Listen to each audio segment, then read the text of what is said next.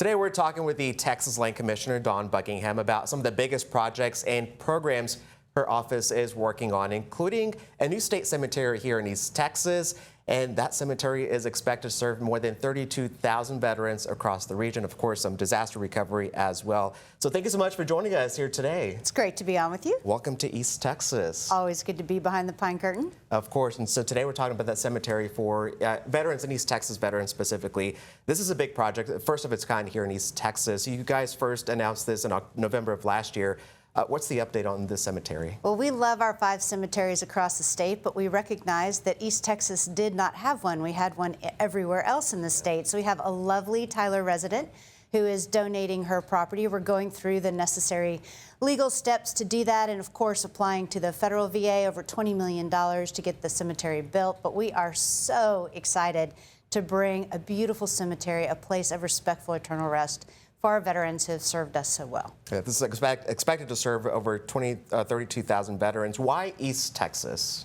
Well, shoot, because you need it. Yeah. So we, of course, love East Texas, and we realize how veteran proud East Texas is and how many service members are here. And we just wanted to be sure that that need was met. So you guys first announced this back in November. What's the timeline looking right now? Where do we stand on getting that cemetery ready? Well, it always takes a little longer than we think it does. So there's some legal and environmental issues, not issues with the property, but just things that have to be ironed out to be sure we have clear title. There's also an adjacent neighbor who may throw in a couple extra acres, which would be wonderful. So we're getting all that done. We're already making our application to the federal VA again, that over $20 million that we partner up with them. We share some of the cost, they share some of the cost, and then we get it built. But our cemeteries are gorgeous. Yes. They're amazing. We're the first state, actually the first entities to include all of our branches, because of course now we have the Space Force. So we're the first ones to get all of those integrated as well with all of our places. So it's really exciting to be a part of that. That's amazing. Ballpark dateline, or do you have an estimated time on when families could see? I would say ish 2 years, give or take a little bit. Of course, there's always some things that happen, so ish 2 years, so we're definitely looking forward to it. How do you think this will help East Texas families that have loved ones who served and now unfortunately passed away, and help honor them? You know, I think it'll really be an amazing asset to this part of the state. Of course, I still think of Texas as a nation, so I say country on occasion. But our newest cemetery that we opened was just opened in Lubbock this summer, and we had over 2,000 pre-registered people to be buried there. I tease, people are dying to get in there. I'm sorry, I had to say it. But we're excited about this. And one of the special things we do, just to give everyone a heads up, is something to look for. Occasionally we'll find a veteran that has passed, but we can't locate their family or any friends. We call that an unaccompanied burial. So when that comes up, we usually put out that announcement, and we'll have hundreds of people show up to celebrate the life and the service of a veteran. And in fact, in Abilene not too long ago, we had one of those instances. The family was found last minute. They come dashing in. They think they're going to miss everything. And they were brought to tears when they saw 200 people there celebrating their loved one's life. So we're excited to bring this. And, you know, it's important to get it done right, not necessarily fast. So we'll do whatever it takes to get it done right and serve our veterans. That's amazing. You mentioned the state has a handful of veteran cemeteries.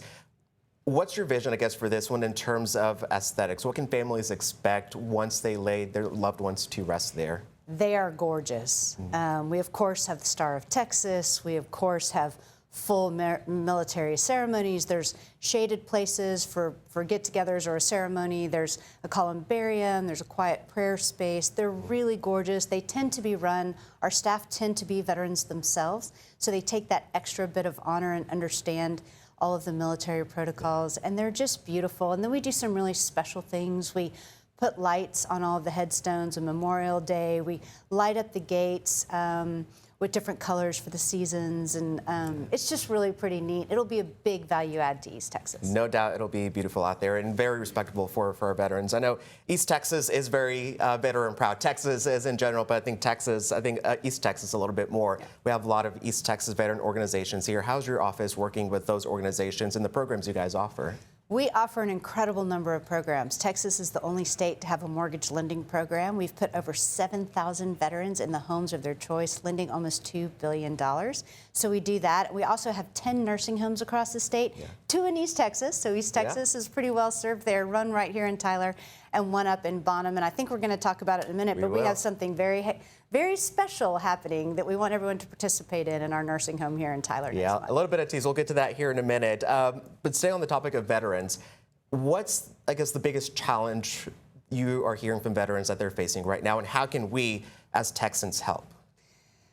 You know, our veterans have served us well, but there's a lot of post-traumatic stress. The suicide rate's too high, homelessness is too high, and so that's why we're doing everything we can in our part and to partner with the other veterans organizations to be sure that we are serving our veterans. I am very clear on the fact that we are the land of the free because of the brave, and we want to serve our veterans like they've served us. We do appreciate them for sure. You guys also help with natural disasters. We're switching topics here a little bit. East Texas, no stranger to them. Seems like we get a little bit of everything out here. What resources do you guys have available for East Texans who may need to maybe fill in the gaps with other, resources that they get? We are currently delivering $14 billion in disaster recovery. So we're putting thousands of families back in their homes, fires, floods, tornadoes, hurricanes, you name it, helping thousands of businesses get back on their feet. But the most important thing immediately after a disaster is to keep track of all the expenses, because the amount of money that we get from the federal government to recover is a direct result of the costs going in. So we need all those numbers, we need those declarations. Then Congress decides they're going to dedicate the money to that. They usually put a few rules around it. They hand it to HUD. We show up about 2 years later. Everybody's super impressed. We come flying in with our red cape two years later and say, we're here to save you. But that's kind of how the federal system works. But then as soon as we get a hold of those funds, boy, we are getting them deployed and getting them on the ground. So we're advocating right now to our federal partners like, hey, we can streamline this a little bit. We can bring this aid in a little faster. So we're working on that, but we're here to help any way we can. That's for sure. For those not familiar with the General Land Office, I guess, where do you guys fall in the process? Whenever disaster hits, usually, you're there like contact FEMA, contact this agency, contact there. Where do you guys fall maybe in that process? Out of the gate, it's FEMA and TDM.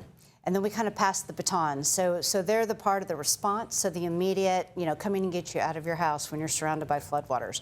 We're the later part of the response, the rebuild that comes in later once the federal money comes down the pike. And those resources, where can they find them if they need to contact you guys after all that? Yes, recovery.texas.gov, or you can just go to the General Land Office website and we have a tab all about disaster. That's amazing. Okay, so you mentioned there's a special veteran here in East Texas from one of the veterans' homes, Mr. Weldon Kenneth Bowen, born in Lulling, Texas. He is celebrating 100 years old, and Texans, we have a big mission on our hands. Tell us a little bit about that. We do. So I had just come into office, and the first veteran, actually also from the Tyler Nursing Home, wrote me a letter, and she said, hey, Dawn, I'm turning 100, and my goal is to have 100 birthday cards for my 100th birthday.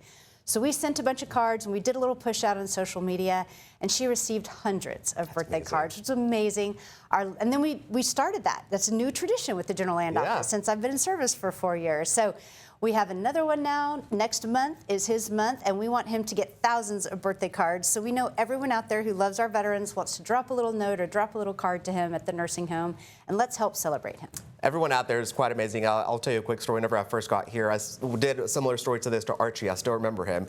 He celebrated 100 years, got thousands, probably hundreds, if not thousands of letters. And so it's always heartwarming to see a smile back in their face. So this is a good mission for everyone to come out and participate. When's the deadline, one more time, for those cards? Well, his birthday is early September, but we'll take them whenever they come. We also do Valentine's for vets, so you'll hear from us again when we come around to Valentine's Day, and people can just send a little Valentine to one of our veteran residents and just let them know you appreciate their service. Well, thank you so much for joining us here today. Great to be on with you.